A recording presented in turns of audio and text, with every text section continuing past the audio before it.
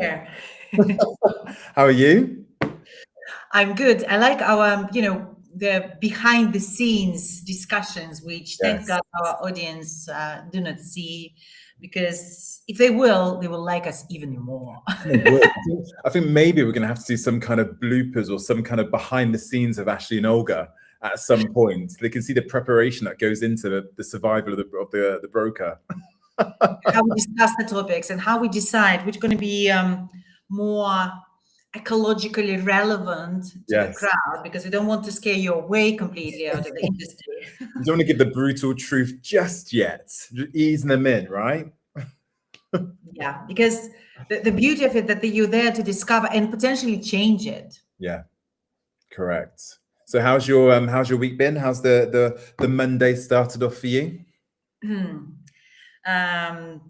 I'm sure while you're going to be watching this video, you're not going to be able to go and rewatch my YouTube stories, Instagram stories. But I had a very interesting encounter today with creative thinking of Ooh. what real estate can do to you. But I'm just going to keep it behind the scenes. Oh wow. It was a good Monday. Yeah.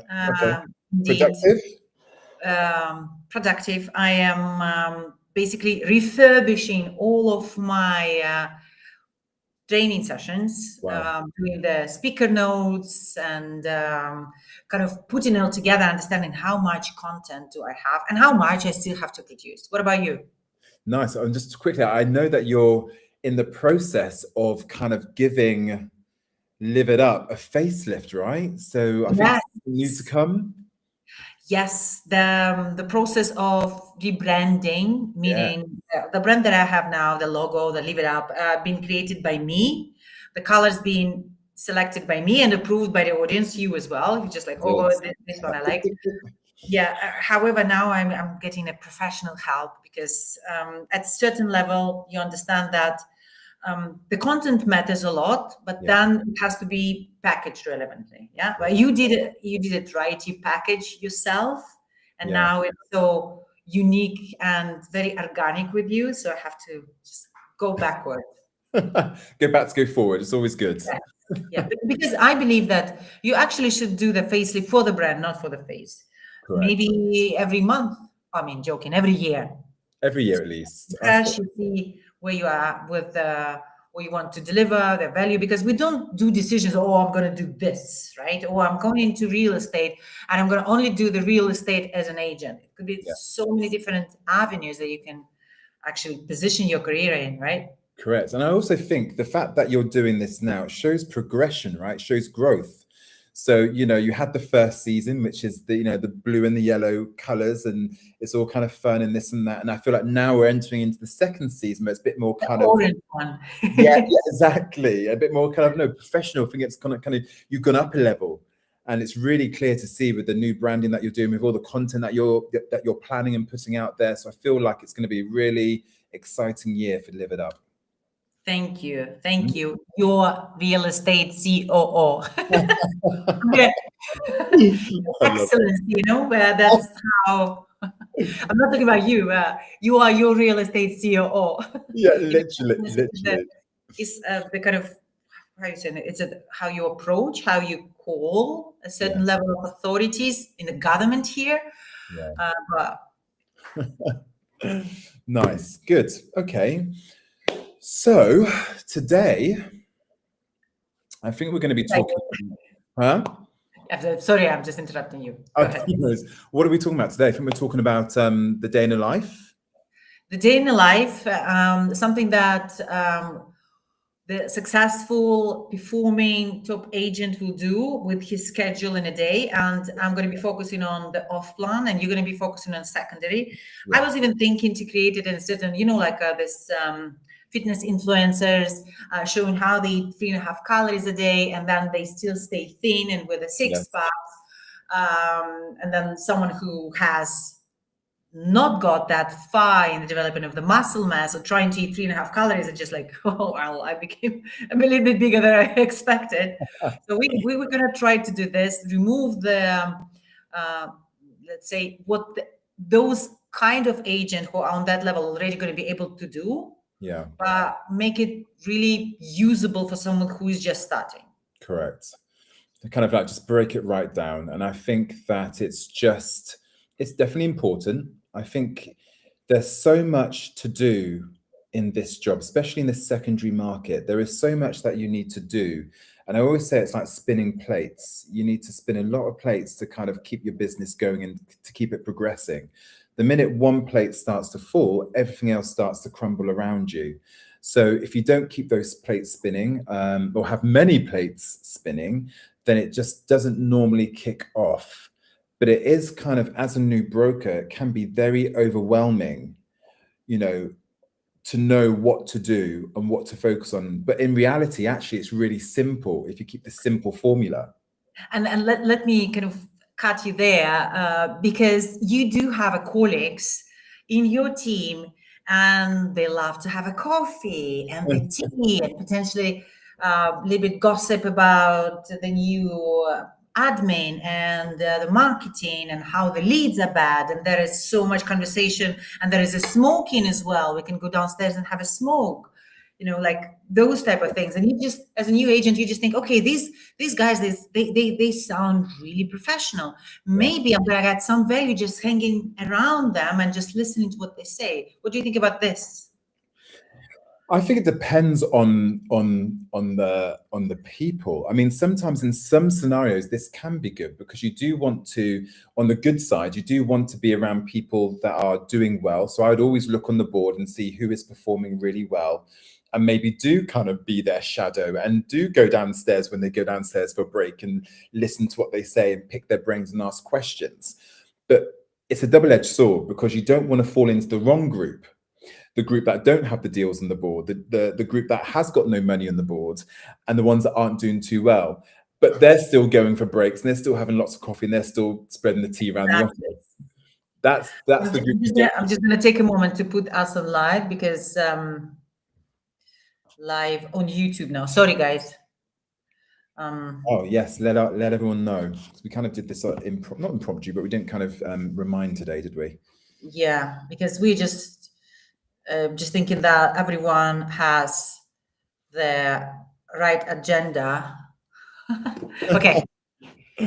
So I do feel that. I think it depends on the group. So I think if you're in with the good group, the productive group, the ones that got money on the board, yes, go down, shadow them, be their shadow, like just stalk them, whatever you got to do. But like I said, the ones that aren't making the money, don't be following them, don't be copying what they do, because clearly it's not working for them. So it's two sides for me. So what's the first thing you believe that the broker should do in the morning? For me, it's all about setting yourself up, right? So I've talked about this in a couple of the videos that I've put online in the last couple of weeks, I think. But for me, I mean, when I was a broker, I use myself as an example, I would always get into the office early. I still get into the office early now. I always have done. I'm in the office at 7:30. I get in the office an hour and a half before anyone else comes in. We start work at 9, but I like to get into the office at 7:30. I like to use that hour before anyone comes in just to set myself up. Okay, so figure out what I want to achieve from that day. Maybe I want to set myself some targets if I'm a broker of what I want to achieve, calls, listings, viewings, and then I'd write them at the top of my diary. I'd then go through my follow-up list to figure out who I need to be contacting that day with potential properties maybe coming back on the market.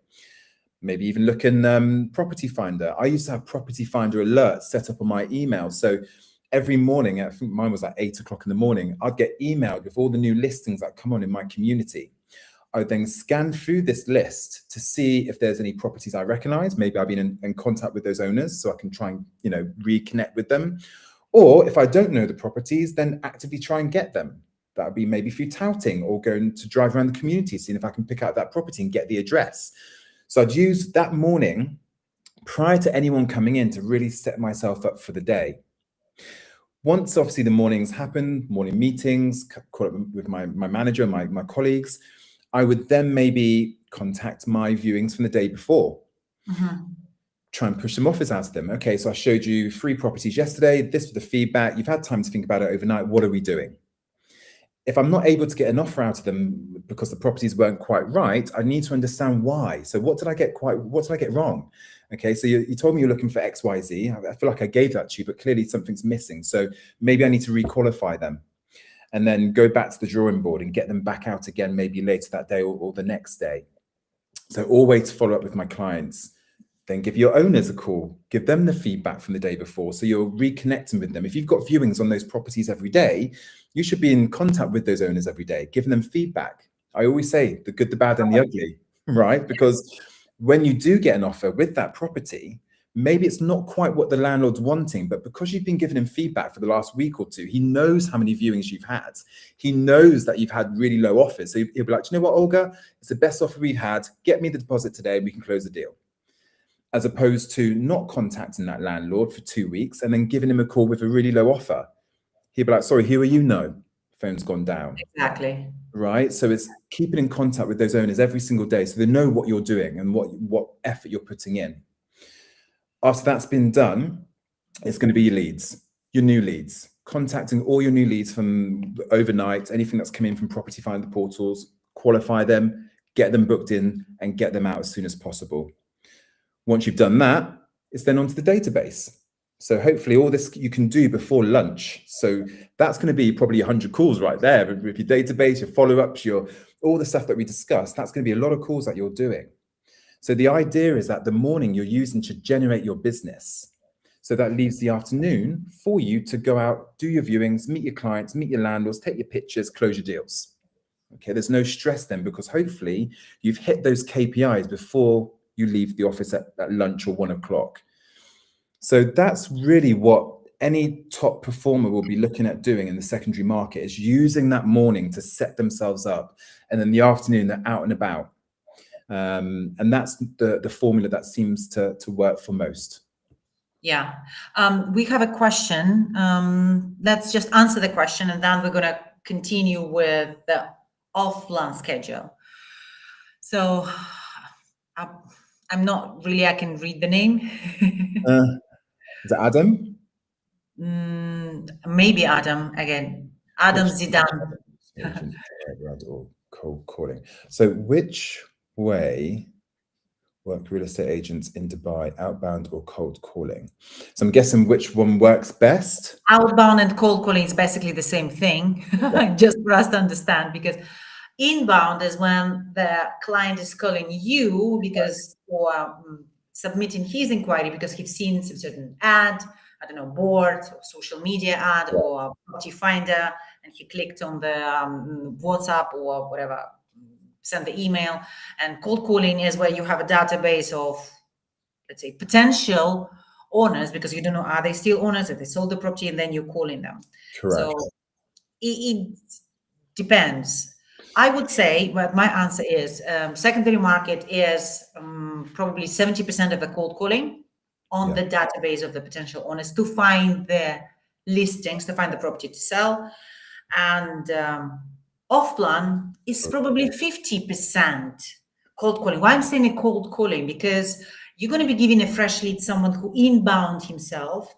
However, for you to be able to generate enough business, you have to go and call through the old inquiries, which is effectively a cold call. Cold calling. Meaning they haven't requested anything recently. They're not expecting your call. You're the number 25 who is calling them. So what do you think? I agree. I think that secondary, especially at the beginning, as we always say, it's all about the cold calling from the data sheet. Essentially, what you're doing is you're using that data sheet to cleanse it and clean it. And then you're adding all the authentic data to your CRM system. Hopefully in time, if you become a specialist in that location, you won't need to use the data sheet because it's all on your CRM system. So after a year, 2 years, whatever it's going to be, most of your data will be ring fenced to you. And hopefully you've bought and sold in that community. So you're getting the data updating all the time. So you won't need to use the data sheets as much. But the first part or the first year, definitely 70% you're going to be looking at doing that. And I agree with the off-plan side as well. And I would say it's not about real estate altogether. Sales jobs in literally any industry, this is the outreach and lead generation. Majority of them, the higher you pay, the more cold outreach you'll have to do yourself. Yes. The lower you pay, the lower percentage of the commission that you will get in on a deal. That means that the leads are coming to you.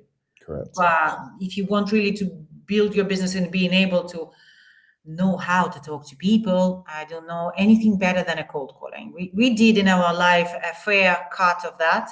Yeah, it's true though, isn't it? Because I feel like, again, the cold calling, this builds confidence, it builds momentum, it builds that kind of, it builds all those things. It's the foundation to your business, and the more you do something, the better you're going to get at it. So you'll be able to pitch exclusivity or whatever it's going to be to your owners because you've been doing it so long.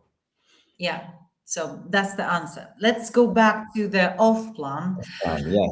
I'm going to go even deeper into Ooh. the schedule.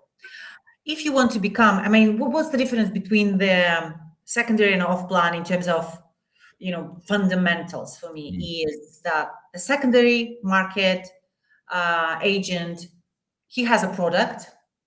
The actual product can sell itself, Yes. right? Because Yeah, it's you can touch it, you can there is feel it, you can go how around it. exactly. For the off plan, there is nothing. There is just you and your communication skills. And they have to be not you presenting and talking nonsense like fluffy words, you being able to extract what the client needs and represent the product that you have. So he will feel that, oh my God, that's exactly what I've been looking for. So for you to have such a sharpness, you have to start and finish your day right. That's important. And I was not only, I was not doing that right all the time when I was in my active sales career. What does it mean? No late nights, in Oh, bed by 10. 10. Having a good night's sleep because I don't know about someone who is maybe 20 doesn't have that problem, but I don't think he can talk much as well, much sense, right? But someone who is, let's say, approaching 30, if you had a big night and you had a couple of drinks, then next morning for you, you're just like zoning out. You can forget about any money making activities altogether because all you think is like which junk I can eat and how I can get myself out of the office to pretend I'm going to meet someone and just to go sleep. So you have to understand what shiny culture of Dubai going to provoke you to go and spend money to go and have all of this ladies' night and boys' night and this event and this DJ. But realistically, 10 o'clock you have to be in bed, like in bed. Your phone is sleeping in the other room, or it's airplane mode and you just promise you don't touch it. Then the morning you're waking up early and realistically the same as we do, right? You're going to hit the gym. Or some So kind at of movement, right? least 30 minutes to get your adrenaline, cortisol, and endorphins up because you're going to have a very difficult day. Then I was always dividing the day into my money making activities. And I was all very honest with myself. What is my money making activities and what is my admin activities, right? And what is my big, let's say, hairy problem, like Harmozy is using this terminology, which I have to solve today, what I'm avoiding, what I don't want to start. And I'm gonna look at my money-making activities, the heady problem that I have. What is the money-making activities? Is me generating leads or me servicing leads?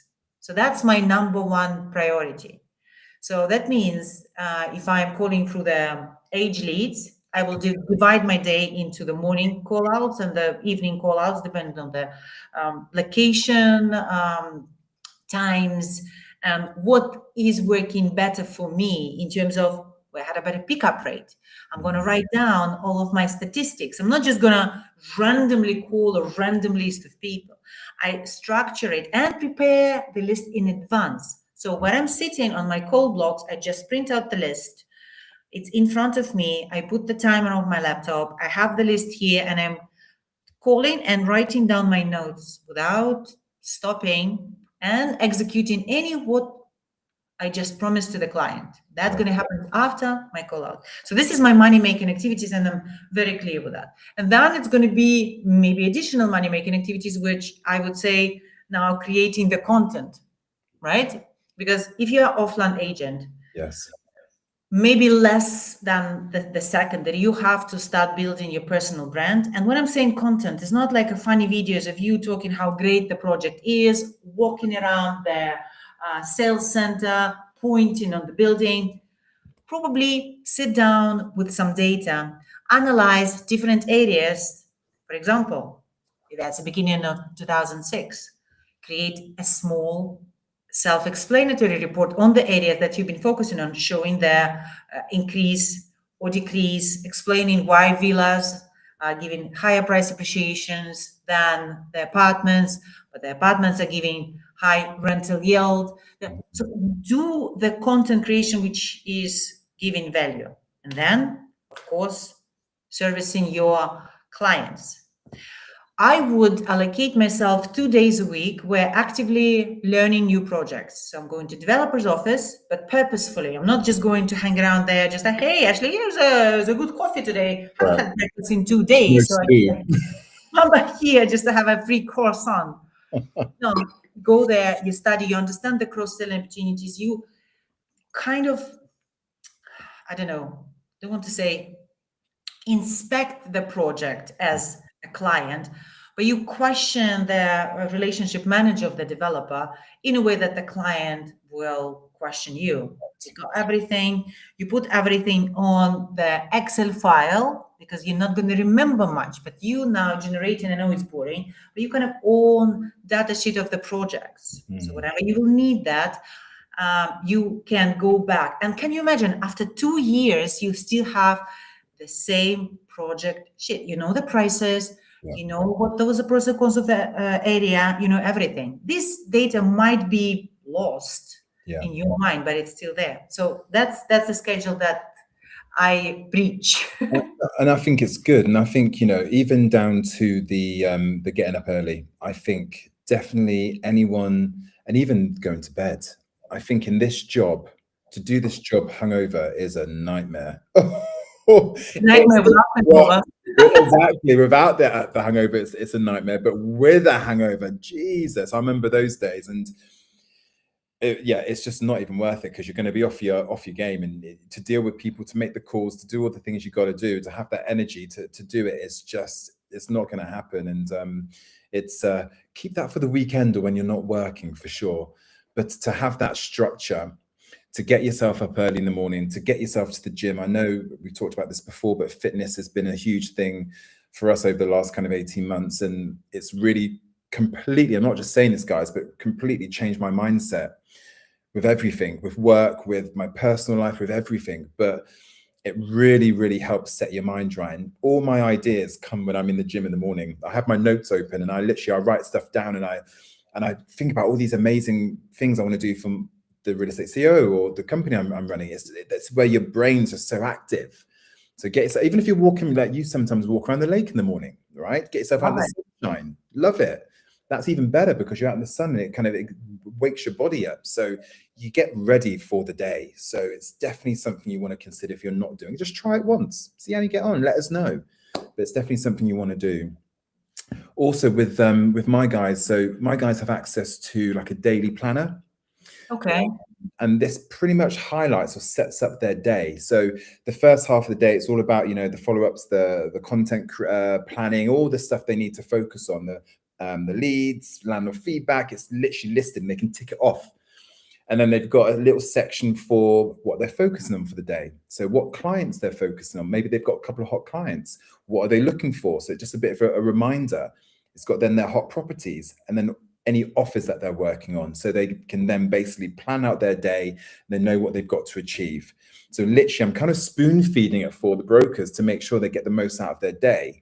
But I feel like it's something good just while you're new to get yourself into the rhythm of it, to have that go-to checklist. So I've literally created that a few months ago, which the new guys are starting to use. So if you kind of want to have that, just pop in the comment. Yes. Ashley somehow will I'll get it into the package, and we're going to add it as well in the comment. But if you don't need it, if you already know what to do, then correct. And even we can do like a schedule, right? We can give you our schedule in terms of what you should maybe focus on day by day, because my guys focus on different things. Like they have call outs certain days. They might have a call out in the morning, call out in the evening. They do certain things every single day. So if you guys want the schedule and the daily planner, let us know. We'll send it. I know we don't have much time, but I want to actually to ask you, because what I see in my coaching, and I now working with a smaller agency. Mm. So kind of helping them from the start to build up the sales process, to understand how to align the CRM system with the sales process, because like now agents are randomly putting some data in, and then you cannot like understand where we stand with those leads.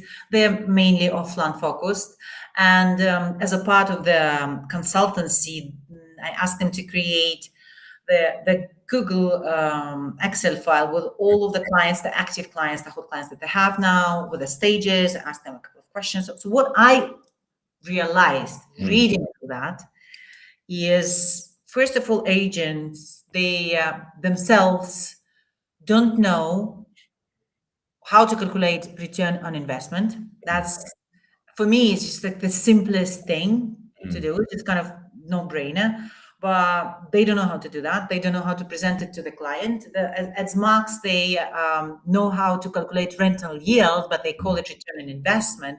That's why everyone is saying 8 to 7%, which is actually just the rental yield, basically Yes. return, where you get the cash from your income, Right. rental income. And sometimes it's like, yeah, but I've got a different way of calculating return on investment. I had a conversation today. I was like, oh, which one is it?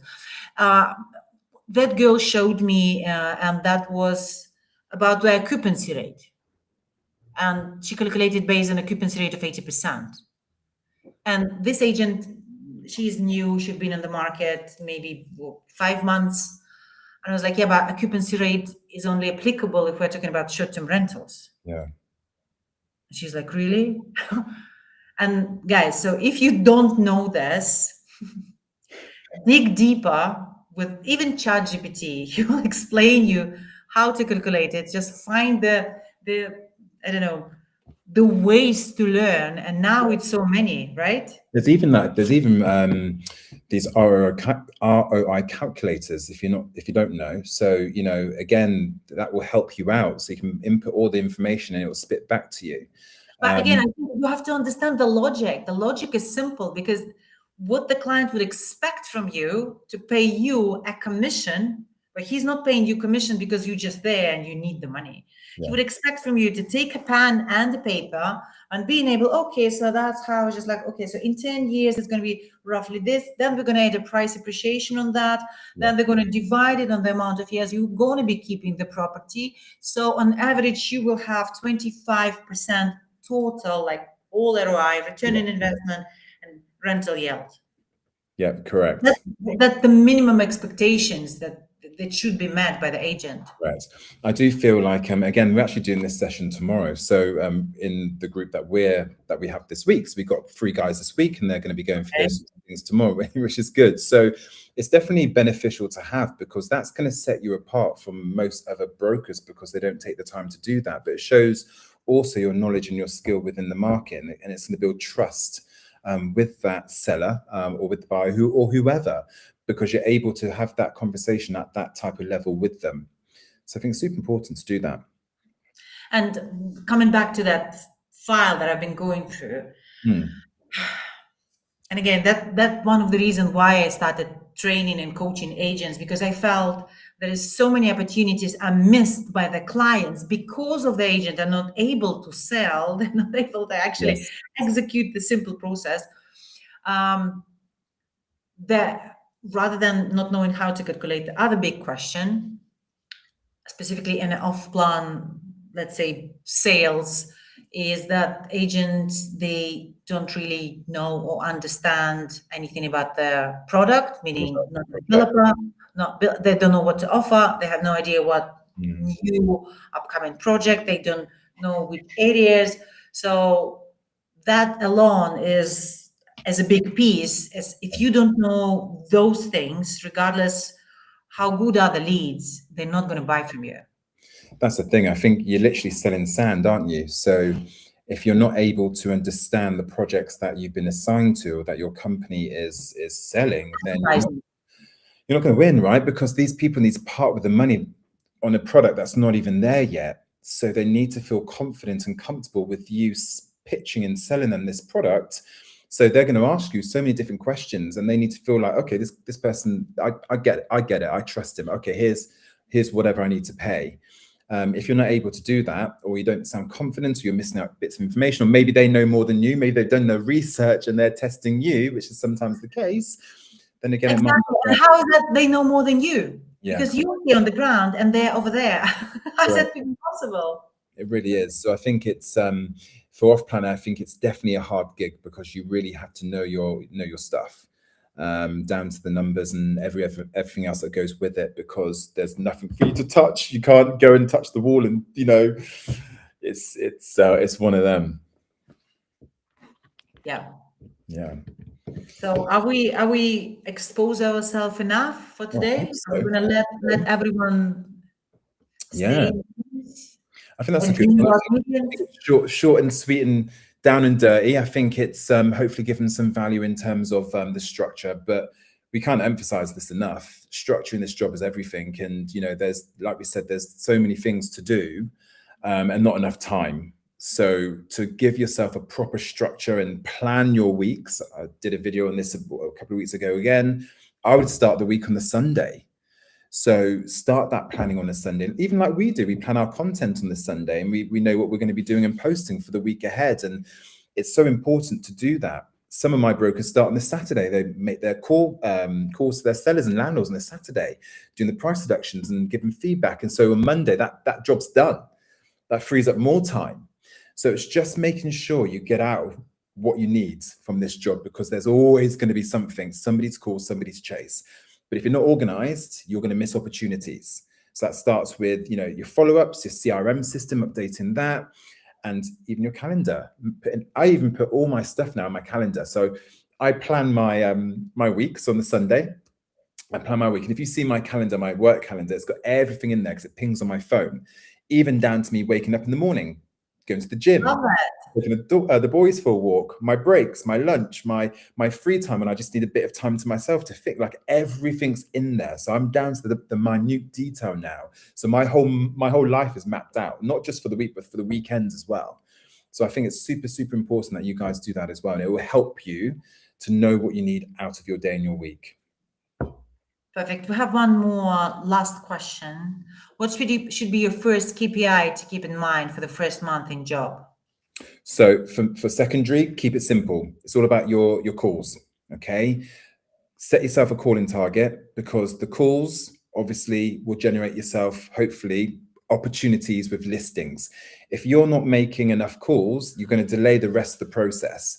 So set yourself, I would do a call target, so calling target, a database target. So we talked about this before. Database is your prospects, your future business.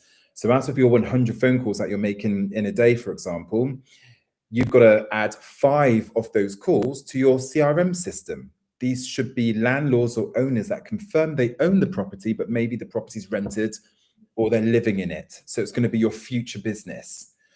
You're going to thank yourself in 6 months, 8 months, a year's time, when you're coming into the office and you've got all these follow-ups from all the calls that you've added, or all the calls that you did now. So set yourself a call target, a database target, and a listing target. They're the 3 things you want to focus on at the beginning, because that then leads on to leads, viewings, offers, and deals.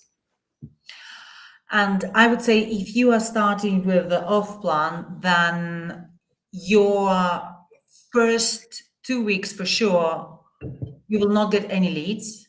Then you potentially will start receiving old leads, meaning leads inquired some time ago, potentially might still be looking, might not look. But what I would do is that you have so much to learn, and your focus is, instead of, like a secondary, it's going to be like one area with 20 buildings, right? You on an offline going to be focusing on a certain price tag, right? Which can, for example, go with Dubai Creek Harbor, Dubai Island, Maritime City, like all of this. And in Dubai Island itself, at this point, there are 250 different projects.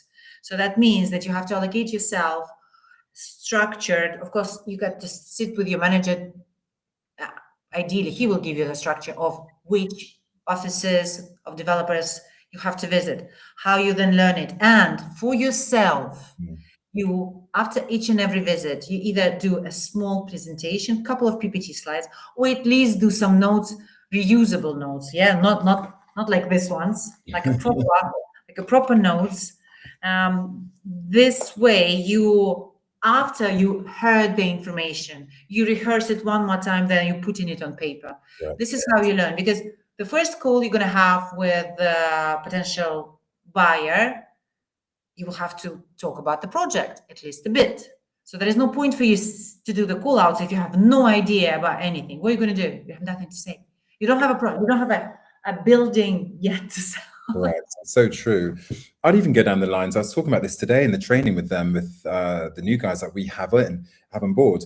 Role plays, right? Doesn't have to be in the office. You can be at home if you've got a partner or a roommate. I used to do role plays with my roommate at the time. He wasn't in real estate, but I was, and he knew that I just obviously started the job I started at, and we'd be making dinner in the evenings, and he'll just break out into role play, like, right, let's go, come on, let's go. I'm like, okay. Then he'll be a landlord, and I'd have to be the broker. And we did this so many times, and I then, obviously it helped me massively, although I knew real estate back in the UK, but here it's very foreign. So for me to practice getting exclusivity, practice at just pitching to landlords, this gave me so much confidence, and it really, really helped me. So, you know, do that at home with your flatmate or your partner. Practice with anyone on a video call. Right, literally anyone. But I think that's going to, especially for off plan as well, to get to perfect your pitch or know the flow of your conversation. And as Olga's saying, get yourself maybe a little PowerPoint that you can put up on the screen and you can go through it with them. And I think this is what you've got to do to get ahead. Because majority of people are just waiting for the lead to buy, and which unfortunately is not happening that often in the current market. By the way, have you seen the Property Monitor report? For 2025, they already released it. Nice. I think in December, the prices were starting to come down. Nice. Well, we're going to, I actually need to send you the invitation. We're going to their breakfast event in a couple of weeks. So that'd be quite interesting to go there, because they're going to be going through all that kind of stuff as well. Yeah, I love it. Yeah. Okay. Should we call it tonight? We should, yeah. I think that's good. Nearly 40 minutes. I think that's good. As always, guys, you know, this is for you, and I hope that we bring you value each week. If you take just one thing away from the conversations that we have, we know we're doing our job. If you have anything that you want us to cover, as always, you can send us a message via here or social media, wherever you're following us, and we'll do our best to incorporate that within our episodes. But we'll leave it there. Hopefully everyone's had a good day, and have a very productive, prosperous week. Close those deals, make your money, and do all the good things in between. Yeah, and we still have 11 and a half months almost to make the first million in Dubai real estate. Yes, we have. And we're here to help. Gonna do it. Are they going to do it this year again or no? We've got to do it this year, because we're here now helping them. Yeah. Okay, guys. See you next Monday.